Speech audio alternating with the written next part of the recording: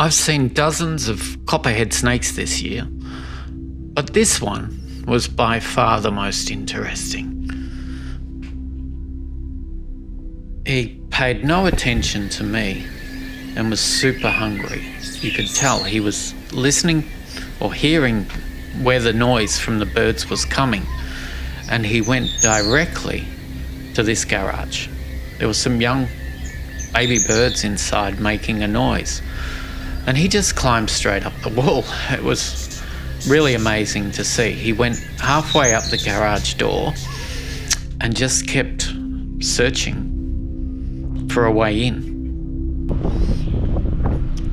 As you can see, he got up quite high.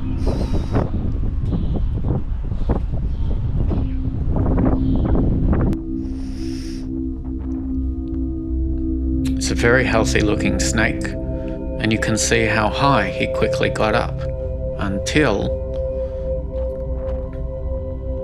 he fell. He repeated this process about 3 or 4 times, but in the end he eventually gave up and wandered amongst the kangaroo poo looking for food somewhere else.